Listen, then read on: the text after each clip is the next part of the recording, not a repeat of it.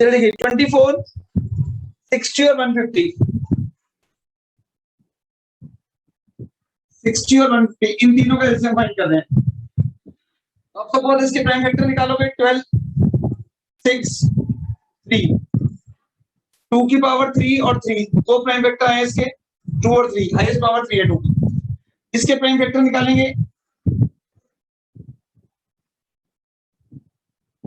तो prime factor आए इसके 2 की पावर 2, 3 और 5। इसके प्राइम फैक्टर निकालोगे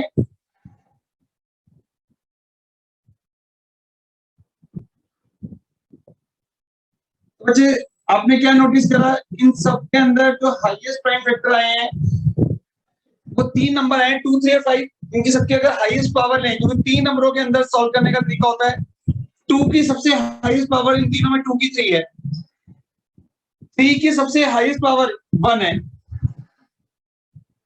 और 5 की सबसे हाईएस्ट पावर 2 है। ये इनका एलसीएम आ गया। तो एलसीएम निकालना हो जब भी प्राइम फैक्टरेशन मेथड से तो सबसे जितने फैक्टर यूज में उन सबकी हाईएस्ट वाले लेते हैं। तो 2 की 3 हो गया 8 इंटू 3 इंटू 25, तो 25, 8 तक 200, 200 इंटू 3 600 एलसीएम आ गया। तो जल्दी से नोट करना। तो फर्स्ट क्वेश्चन का जो आपका ऑप्शन है बच्चे वो है सी 600। जल्दी नोट करिए। क्लियर हो गया सबको? तो ये हम पेपर डिस्कस कर रहे हैं। फर्स्ट क्वेश्चन के अंदर आपको एलसीएम फाइंड करना था, इसका आंसर है 600। इसको रब कर दूं, सबने अगर नोट कर लिया तो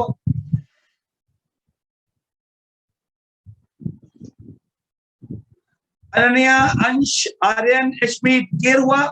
साथ साथ रिवीजन करोगे तो प्रॉब्लम नहीं आएगी लास्ट में। गुड बच्चे, अगर कुछ साथ साथ पूछना हो तो पूछ सकते हो बच्चे। देखिए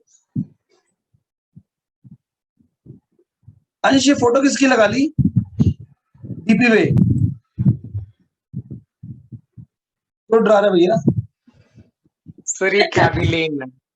अच्छा अच्छा, कोई नहीं, मैं कहा अंश के चेंज हो गया कुछ, वो नाम ना ज्वाइन कर ले। देखो बेटा जी, अंश तेरे को से ऐसे शौक पड़ गया बेटा।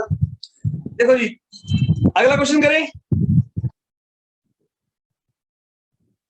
अब क्वेश्चन नंबर सेकंड, इसके अंदर एक ट्रायंगल सिमिलर दिया हुआ बेटा जी, और आप लोगों को इस क्वेश्चन के अंदर in the given figure APO similar to DCO, CD given है, AP गिवन है, DC गिवन है, OD गिवन है। देन A और OB फाइंड करना है, और ये फाइंड करते हैं।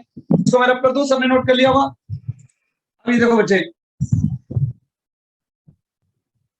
ये हमारी फिगर है, सब बच्चे ध्यान से देखिए। AB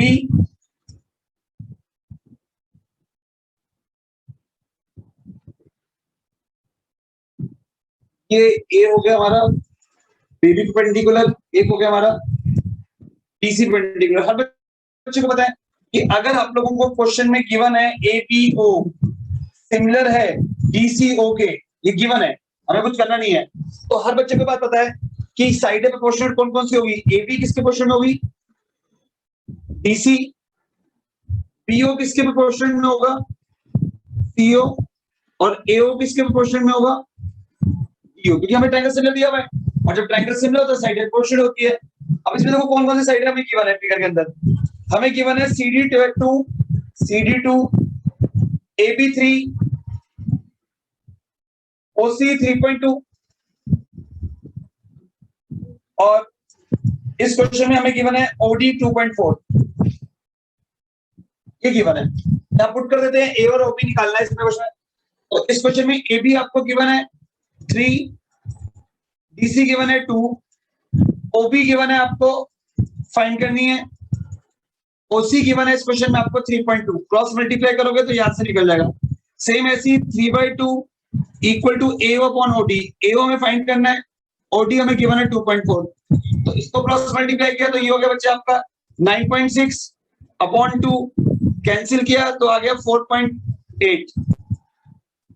OB की वैल्यू 4.8 आ गई, और इसको क्रॉस मल्टीप्लाई किया तो ये हो गया 7.2 अपॉन 2, तो AO की वैल्यू आ गई 3.6। तो देखो ऐसा कौन सा ऑप्शन है जिसमें AO 3.6 है और OB 4.8 है? तो लो जी, ऑप्शन सी इसका भी आंसर आ गया। तो बहुत सिंपल कंसेप्ट होता है, कंफ्यूज ना हो तो। सबसे पहले साइड प्रोपोर्शनल कर ली, इन दोनों की रेशियो 3/2 दी हुई है, इन दोनों को क्रॉस मल्टीप्लाई करके निकाल दिया, ये 3/2 दी है, तो क्रॉस मल्टीप्लाई करके निकाल दिया। जल्दी से बेटा,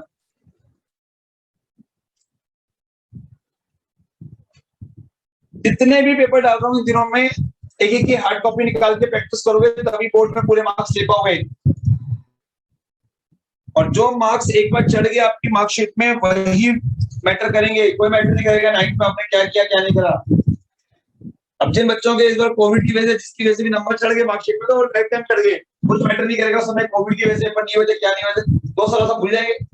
इसलिए कह रहा हूँ इन दिनों में जो मेहनत कर लोगे, जो रिजल्ट ले जाओगे, जो मार्क्स चढ़ा दोगे मार्कशीट के ऊपर, वो लाइफ टाइम कम आएंगे। तो इससे थोड़े से सीरियस हो जाओ, क्योंकि आप लोगों को ये मत सोचना कि आप लोगों का एग्जाम नहीं होंगे, आप लोगों के एग्जाम होंगे ही होंगे डैम श्योर। क्योंकि पिछली बार में सरकार को पता लग चुका कितना नुकसान हुआ है, क्योंकि बच्चों का सब बच्चों को पास करना पड़ गया, चाहे वो पास करने लायक थे या नहीं थे।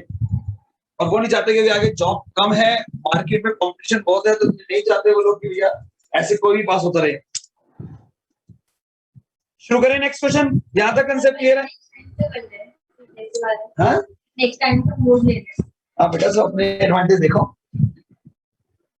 देखो जी next question,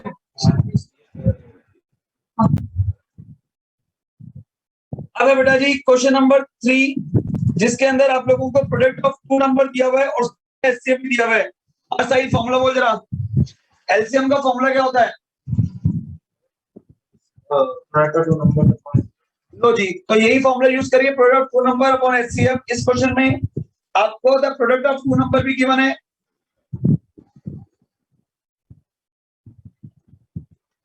product of 2 number हमें गिवन है 1600, हमें एचसीएफ गिवन है 5, हमें एलसीएम फाइंड करना है।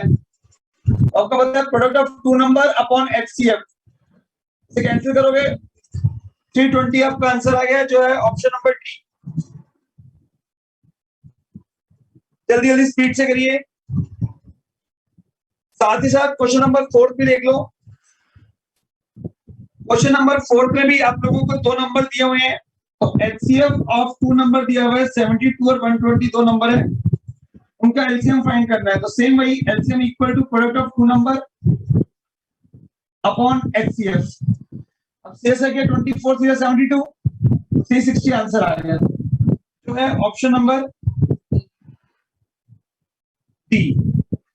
तो नोट करिए क्वेश्चन नंबर 3 और 4 काफी क्लोज क्वेश्चन थे।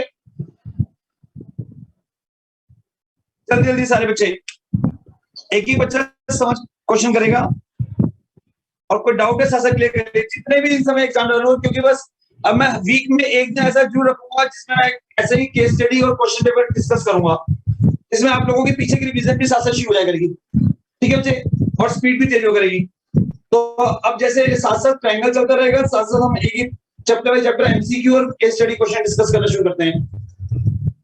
नेक्स्ट करें, सब क्लियर हो गया? तो देखिए question number 4, 5th,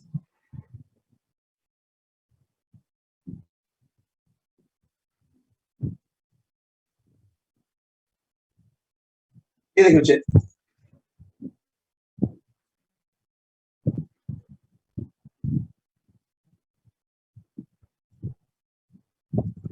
question number 5,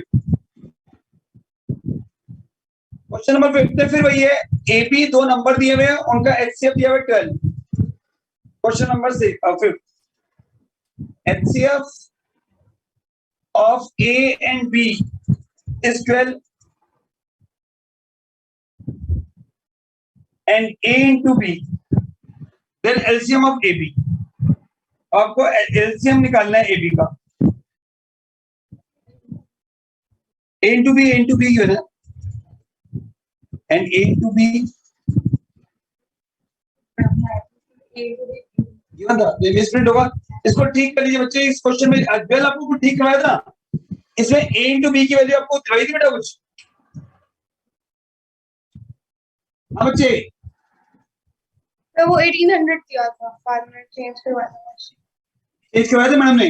तो लो जी 8 into B आपको 1800 दिया हुआ है इस क्वेश्चन में, यहाँ पे 1800 अपॉन 12 कर दीजिए, एलसीएम आ जाएगा 150, नोट कर लीजिए। तो आपका आंसर आ गया 150, एलसीएम ऑफ एबी, जो है आपका ऑप्शन नंबर ए।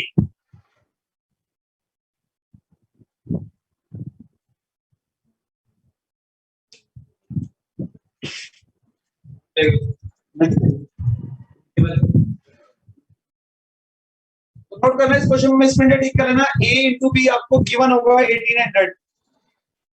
अब देखिए बेटा क्वेश्चन नंबर 6, जिसमें एबीसी एक आइसोसेलेस ट्रायंगल है, जिसमें AB इक्वल टू AC 13 दी हुई है और length of altitude from A दी हुई है BC पे 5, BC फाइंड करना है। तो आपको पता है किसी भी आइसोसेलेस ट्रायंगल और इक्वेटर ट्रायंगल के अंदर अगर कोई भी ऑल्टीट्यूड ड्रॉ किया जाए तो वो मीडियन B होता है, ये बात पता होनी चाहिए आपको। अगर ABC एक आइसोसेलेस ट्रायंगल है, इसके अंदर दो साइडें इक्वल हैं और ये ऑल्टीट्यूड ड्रॉ किया गया है BC के ऊपर, तो ये मीडियन भी होगा। इक्वेटर ट्रायंगल और आइसोसेलेस ट्रायंगल में सिमिलरिटी का कॉन्वेंसी यूज होती है, जिसकी वजह से ये साइड साइड की इक्वल रहती है, ये बीच में कॉमन रहता है, ये RHS होता है। राइट एंगल हाइपोटेन्यूज साइड से RHS कॉमन रहता है, CPCD से BD इक्वल D से आती है। इसलिए कहते हैं कि कोई भी ऑल्टीट्यूड अगर इक्वल ट्रायंगल या आइसोसेलेस ट्रायंगल में ड्रॉ किया जाए तो वो मीडियन भी होगा। AD is median also. अगर ये मीडियन है तो बेस को दो इक्वल पार्ट में डिवाइड करेगा। अब आप यहां से ध्यान से देखिए क्या क्या गिवन है इस क्वेश्चन में। हमें AB और AC 13 गिवन है और उसके अलावा लेंथ ऑफ ऑल्टीट्यूड 5 गिवन है। हमें BC फाइंड करनी है, तो पहले हम पाइथागोरस से BD निकाल लेते हैं। तो बहुत सिंपल कांसेप्ट है, in triangle ABD AB square equal to AD square plus BD square. अब इस क्वेश्चन में AB हमें दिया हुआ 13, ये हो गया 169, AD दिया 5, ये हो गया 25 और BD फाइंड करना है, तो BD हो गया 144 का अंडर रूट 12 आ गया BD। अब बताइए अगर BD 12 है तो पूरा BC कितना हो जाएगा 24, क्योंकि मीडियन होती है, तो पूरा BC आ गया twice of BD। Option C, जल्दी से नोट कर लीजिए।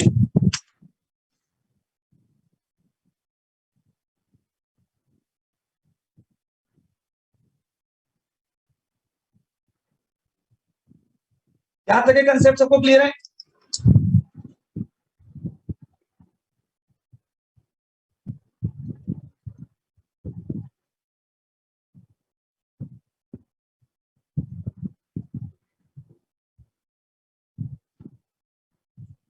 हाँ जी, हो जाइए, यहाँ तक कंसेप्ट क्लियर सबको?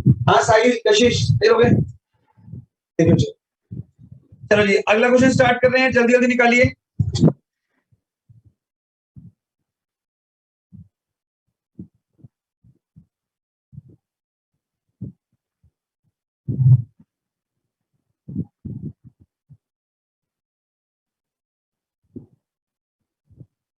अब क्वेश्चन नंबर 7 में कह रहा है HCF of two consecutive number is. आप सबको पता है कि दो नंबर अगर कॉन्जिक्यूटिव है तो उनमें कॉमन वन के अलावा कभी ना, से 2 और 3 है, तो 2 और 3 जो होंगे वो कभी भी प्राइम फैक्टर में 1 ही कॉमन होगा। तो ऐसे में जब दो कॉन्जिक्यूटिव नंबर होते हैं तो उनका HCF हमेशा क्या होता है 1। इसको मैं कर रहा हूँ, क्वेश्चन नंबर 7 देखिए, what is the HCF of two consecutive number. तो हमने एज्यूम कर लिया हमारे दो कॉन्जिक्यूटिव नंबर है, एज्यूम 2 एंड 3। तो आपको पता है 2 और 3 का जब आप फैक्टर निकालेंगे बच्चे तो आपके फैक्टर आ गए और 3 के प्राइम फैक्टर आ गए 3 into 1। तो कॉमन टर्म जो होती है कॉन्जिक्यूटिव नंबर में हमेशा 1 होती है। तो नोट करिए HCF of two consecutive number is always 1। जब भी दो कॉन्जिक्यूटिव नंबर का HCF निकालना हो, चाहे वो 3 4 हो, 4 5 हो, 5 6 हो, उनमें HCF हमेशा 1 आएगा, हाईएस्ट कॉमन फैक्टर। जल्दी से नोट कर लीजिए।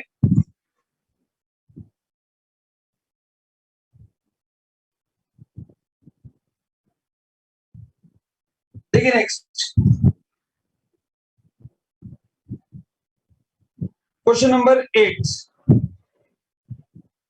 क्वेश्चन नंबर 8 में tan थीटा की वैल्यू गिवन है, √3 sec थीटा निकालना है। तो सब बच्चों ने ट्रिग्नोमेट्री पढ़ी हुई है और रूट भी पढ़े हैं पंडित बद्री प्रसाद वाले। सबको पता है कि सोना चांदी तोले पंडित बद्री प्रसाद हर और बोले वाला अगर रूल फॉलो करो तो उसके according tan theta always P/B होता है। उससे भी निकाल सकते हो, एंगल से भी निकाल सकते हो। बड़ा सिंपल दिया हुआ है, tan थीटा √3 है। आप एक इस फॉर्मूले से लगा सकते हो कि tan थीटा की वैल्यू √3 कब होती है, सबने टेबल पढ़ी हुई है। उस टेबल के अकॉर्डिंग जब भी थीटा आपका 60 डिग्री होता है उस समय tan जो होता है वो √3 होता है। तो tan थीटा √3 कब होता है, जब थीटा क्या हो 60 डिग्री। हमें sec थीटा की वैल्यू निकालनी है। थीटा तो 60 निकल ही गया है, अब जहां पे थीटा है वहां पे 60 लगा दो। और sec 60 जो होता है cos 60 का उल्टा होता है। cos 60 क्या होती है 1/2, cos 60 की क्या होती है 1/2, तो ये क्या हो जाएगी 2/1। इसका मतलब sec 60 आ गया 2। चेक करो कौन सा ऑप्शन में 2 है, डी। ऑप्शन हो गया आपका, एक सेकंड, ऑप्शन हो गया आपका डी। कंफ्यूज मत होना, ध्यान रखना। एक बार फिर समझ लो। हाँ, अगर यहाँ पे ऐसी वैल्यू होती है जो टेबल में लाइन ना करती होती तो फिर उसको इससे निकालते हैं पाइथागोरस से। अगर कोई भी ऐसी वैल्यू जो ट्रिग्नोमेट्रिक रेशियो एंगल में लाइन ना करती हो तो उसको पाइथागोरस से निकाल लो, वरना अगर लाइन करती है तो डायरेक्ट निकाल लो, आसान हो जाएगा। तो टेबल आपने पढ़ी हुई है, tan थीटा √3 60 डिग्री पे होता है, थीटा की वैल्यू 60 आ गई और sec 60 जो होता है वो 2/1 होता है। करें नेक्स्ट।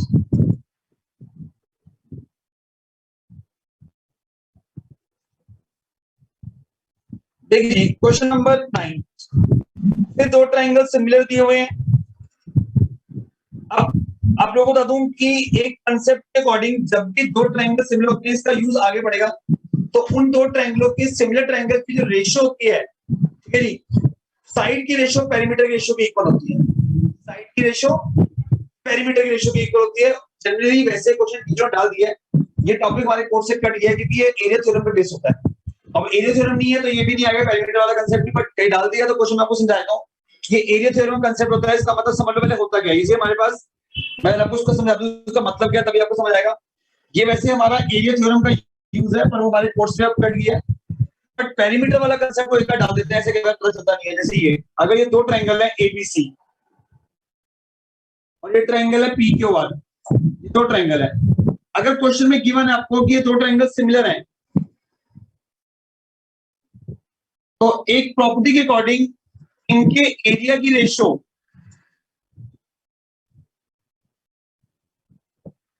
इनके एरिया की रेशियो इनकी कॉरेस्पॉन्डिंग साइड के स्क्वायर के रेशियो के इक्वल है। AB square upon P Q square, ये एरिया थ्योरम होती है। BC square upon Q R square और AC square upon P R square. और इसी से प्रूव आता है कि इनके पेरीमीटर की रेशियो इनके साइड की रेशियो की इक्वल है।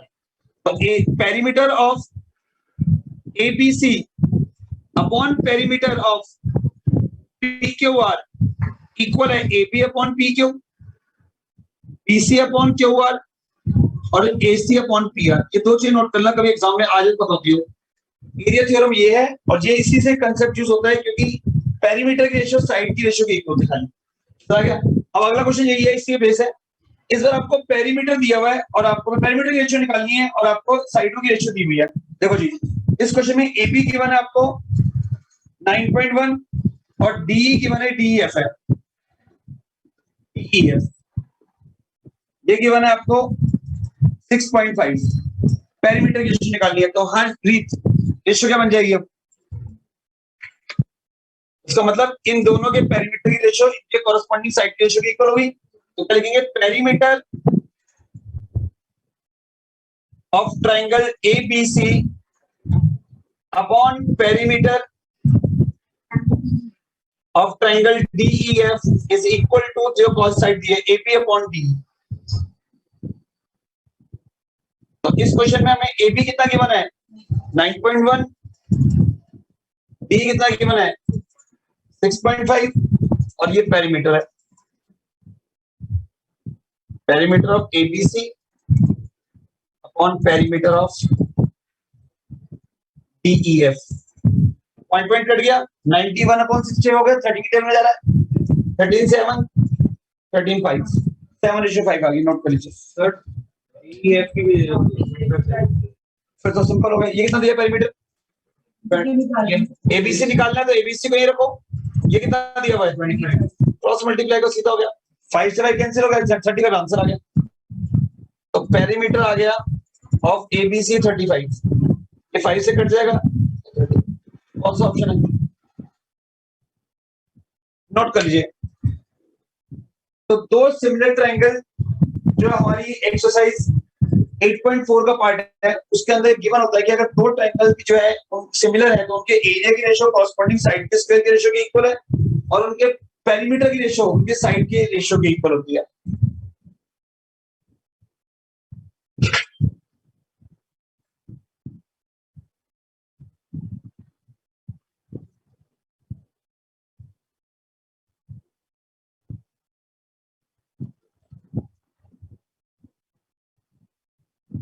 नेक्स्ट करें,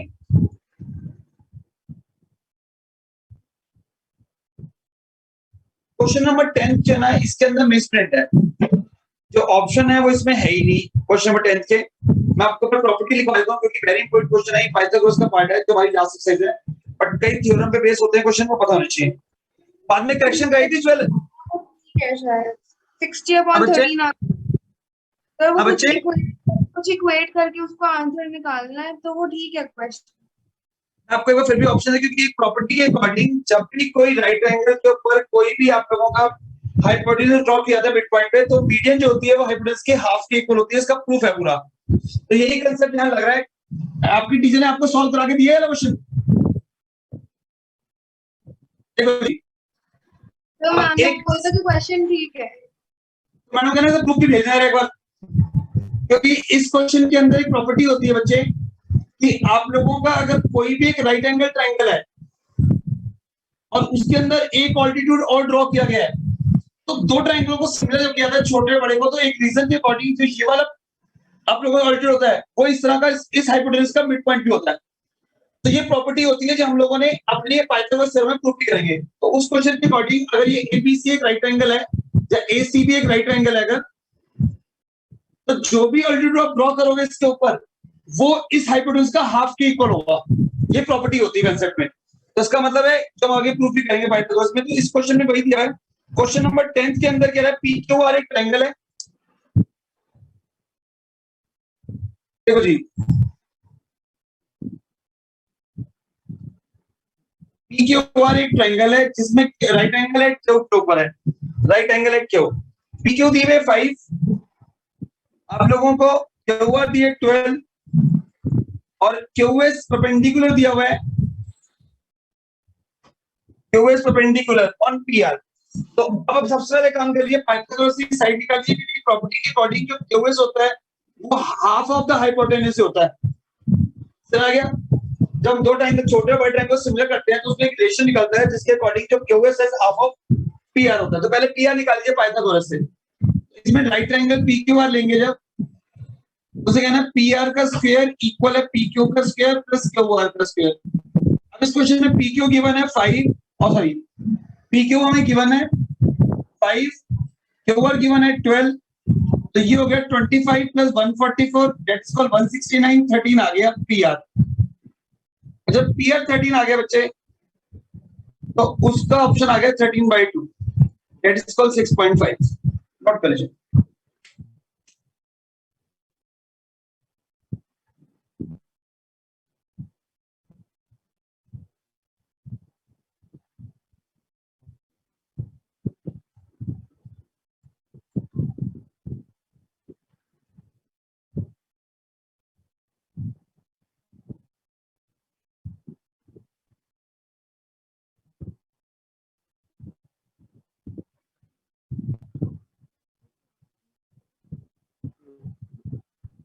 और एक प्रॉपर्टी वो भी होती है अगर उन्होंने उससे लगाई हुई, तो उसमें ये होता है कि पी क्यू और क्यू आर का प्रोडक्ट पी आर के इक्वल है, दूसरी जगह करते हैं। यहाँ तक क्लियर हो गया? फिर भी एक बार देख लेंगे, प्रॉपर्टी की 2-3 थ्योरम्स होती है, एक थ्योरम तो ये होती है, एक थ्योरम ये भी होती है कि इन दोनों का जो प्रोडक्ट होता है वो इस हाइपोटेन्यूज के स्क्वायर के भी इक्वल होता है, तो वो चेक कर लेंगे जो भी होगा। यहाँ तक क्लियर हो गया सबको? देखिए नेक्स्ट इसको कर दूं, देखिए जी,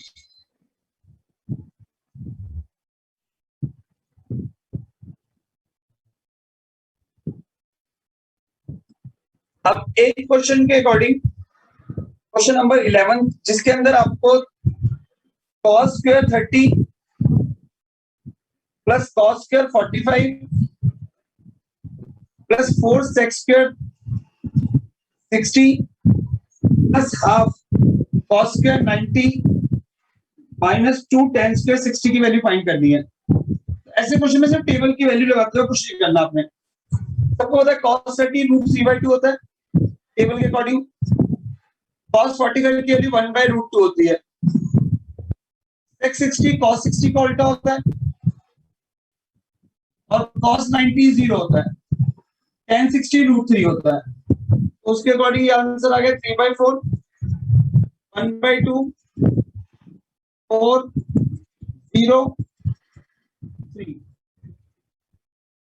अब 3/4 प्लस 1/2 प्लस 16 माइनस 6। अब इसका एलसीएम ले लीजिए बच्चे। फाइनली हो गया 3 प्लस 2 प्लस 40, आंसर आ गया 45/4।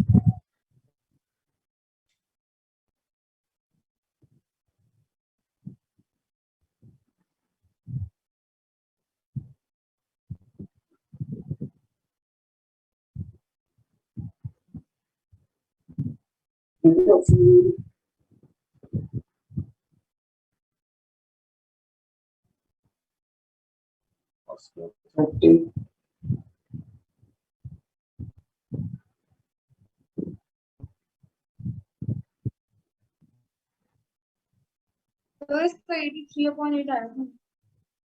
बच्चे ये देख लेते हैं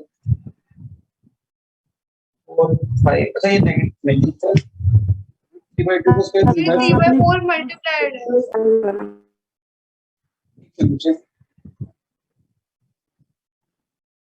तो 3/4 into 1/2 है तो 3/8 हो जाएगा। 3/4 into 1/2 कौन सा?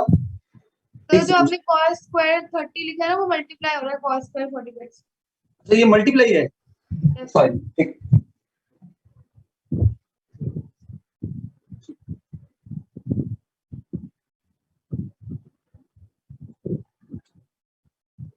देखिए जी ये हो गया आपका 3/8 प्लस का 16 माइनस का 6 तो 3/8 प्लस का 10 तो 8 एलसीएम आ गया।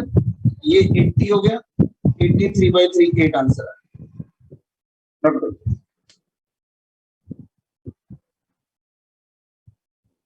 Option number 1। देखिए नेक्स्ट क्वेश्चन।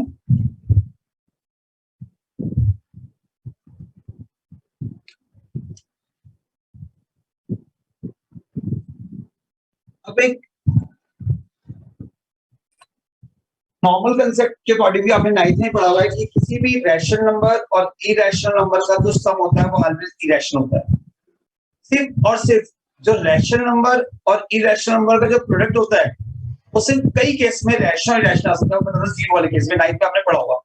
बाकी आपने सीखा हुआ है कि जब भी दो नंबर इरेशनल है जैसे √3 प्लस √2 तो ये चाहे वो रैशनल भी क्यों ना हो, रैशनल प्लस इरेशनल का sum always irrational, rational minus irrational का sum always irrational, rational plus irrational का प्रोडक्ट कैन बी क्यों मतलब क्यों? क्योंकि वो 0 देता है। अगर 0 हो गया 0 into समथिंग क्या हो गया 0 0 क्या बन जाता है रैशनल की क्यों की फॉर्म। तो बाकी आप लोग कुछ भी करेंगे ऐड और सब्ट्रैक्ट में तो रैशनल और इरेशनल का सम और सब डिफरेंस ऑलवेज इरेशनल होता है। तो इसमें कुछ करने की जरूरत नहीं, डायरेक्ट आंसर लिखो। तो इसका ऑप्शन है आपको एक √3 क्या दिया हुआ है इरेशनल, 5 क्या दिया हुआ है रैशनल, तो उनका डिफरेंस ऑलवेज बी इरेशनल। ठीक है जी, तो उसका ऑप्शन आ गया बी। बट प्रोडक्ट वाले केस में ये सेटिस्फाइड नहीं होता। मैं आपको बता दिया कि प्रोडक्ट वाले केस में कैन बी इरेशनल भी आ सकता है, रैशनल। यहाँ पे 2 होता है तो 2 into √3 जो होता है वो 2√3 हमेशा इरेशनल है, इरेशनल भी आ सकता है और रैशनल भी आ सकता है। बट ऐड और सब्ट्रैक्ट में ऑलवेज इरेशनल ही आता है। तो नोट कर लीजिए। क्वेश्चन नंबर 12 ऑप्शन है √3 minus 5 it is a irrational. Sir ये वाला किस हिसाब से है? 2 मार्क्स वाला है, आपने जो बड़ा 5 मार्क्स। बेटा 1 मार्क्स वाले क्वेश्चन है बच्चे, एमसीक्यू क्वेश्चन है 1 मार्क्स वाले। इसके अंदर कोई प्रूफ थोड़ी करना है कि शो दैट इट इज असली पूछा ऑप्शन एमसीक्यू है। नहीं सर अगर प्रूफ अगर जैसे प्रूफ वाला आएगा तो फिर तो 3 मार्क्स से कम नहीं आएगा ना। प्रूफ वाला होगा तो अगर 2 या 3 मार्क्स का आएगा, अगर 2 मार्क्स का आएगा तो उसमें √3 रैशनल दिया होगा, खाली उसको यूज करना होगा। है ना। अब देखिए जी, यस सर। अब वो कह रहे हैं नेक्स्ट क्वेश्चन में रिलेशन सेटिस्फाइड करो। सबको पता है रिलेशन में तो the product of two number जो होता है, ऑफ टू नंबर, वो इक्वल होते हैं एचसीएफ इनटू एलसीएम के। अब इसको देख लो कौन सा सेटिस्फाइड कर रहा है। अब आपको पता है पहले में दिया LCM into AB into B equal to HCF into AB into A, तो आपको पता है ये ए और बी है, एक तरह से ये चीज है। तो यहाँ पे जो भी होगा डिवाइड वाला कांसेप्ट होगा, मल्टीपल वाला कांसेप्ट हो सकता है। इसका अगले ऑप्शन में LCM into AB into HCF into AB equal to A plus B, ये भी गलत है। तीसरे में कह रहा है LCM into AB into HCF into AB equal to AB, तो ये वाला कांसेप्ट ठीक है। C option, LCM into AB HCF into AB equal to A into B. Clear हो गया। अब ऐसे क्वेश्चन नंबर 14 में आपको टर्मिनेटिंग और नॉन टर्मिनेट डेसिमल बताना, तो आपको पता है उसके लिए डिनोमिनेटर के फैक्टर निकाल लो। अगर उसके फैक्टर में 2 या 5 या 2 5 दोनों आते हैं तो टर्मिनेटिंग है, बट अगर 2 और 5 के अलावा कोई प्राइम फैक्टर आता है तो वो आप लोगों का नॉन टर्मिनेटिंग है। देखो बच्चे, नेक्स्ट क्वेश्चन सब कर दूं। अब क्वेश्चन नंबर 14 देख लीजिए। क्वेश्चन नंबर 14 में बता रहा है कि which of these rational number is a terminating decimal। ए है आपका 7/18। 7/18 का अगर प्राइम फैक्टर निकालोगे तो वो 2 into 3 into 3 आएगा। इसका प्राइम फैक्टर में 3 आ गया, तो it is a non terminating. B option है 13/2, तो इसके प्राइम फैक्टर में सिर्फ 2 आ रहा है। तो अगर 2 प्राइम फैक्टर आ रहा है तो मान लेंगे 2 की एन एफ, तो टर्मिनेटिंग डेसिमल मिल गया। बाकी अगर आप सी चेक करोगे, एक सेकेंड,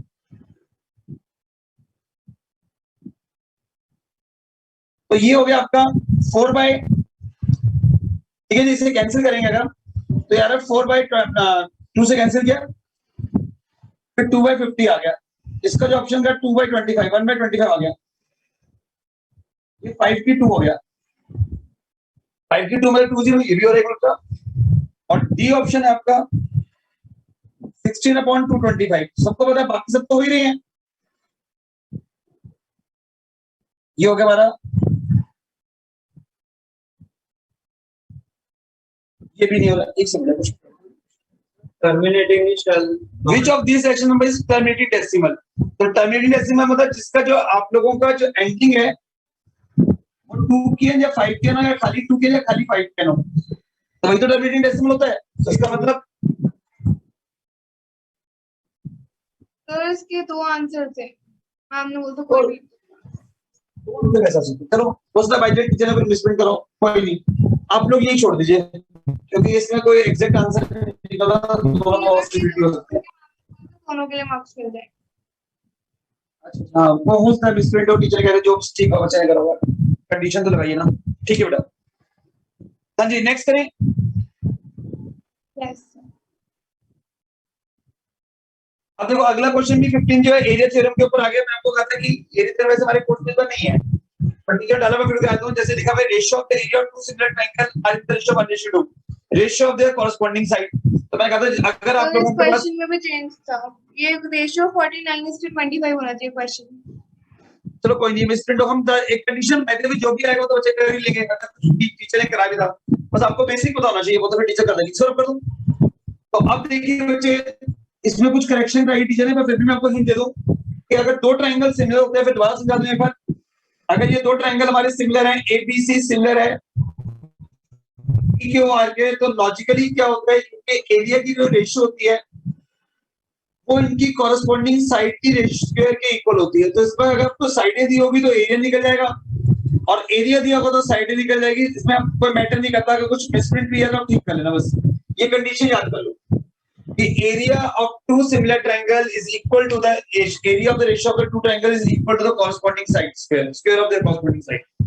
अब जैसे इस क्वेश्चन में अगर आपको दी ratio of the area triangle 1:2, अब वो कह रही है टीचर ने ठीक करवाया था, अब इससे ठीक हो गया, जो भी कह रहा हूं ठीक कर लेना, इस पॉइंट का ये फॉर्मूला नोट कर लीजिए। नेक्स्ट करें 17 क्वेश्चन भी सेम इसी प्रॉपर्टी बेस है, और भी करें। अब क्वेश्चन नंबर 17 में भी ये कह रहा है कि दो ट्रायंगल है, सिमिलर दिए हुए हैं और इनकी रेशियो 9:4 है। इसमें AB हमें दी हुई है 18 और हमें साइड निकालनी है 20 और BC में से 15। AC दिए 15 और आपको इस क्वेश्चन के अंदर PR निकालनी है। देखो जी, AB और BC 9/4 दी है, AB 18 दी है, ये आपको 15 दी हुई है और PR आपको इक्वल टू फाइंड करनी है। देखो छे,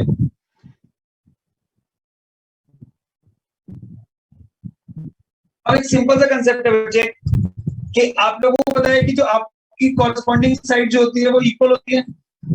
इसका मतलब पहले तो एक काम कर लीजिए कि कभी भी क्वेश्चन में आपको AC और PR भी निकालनी है तो उसको पहले रूट निकाल दो। ये रूट लगी, जिससे रूट आ गया 3/2। अब ये AC और PR के इक्वल आ गए, डाउट तो नहीं है। अब आपको पता है कि जो भी रेशियो है AC PR की, वही रेशियो इसकी भी इक्वल होगी, क्योंकि यहाँ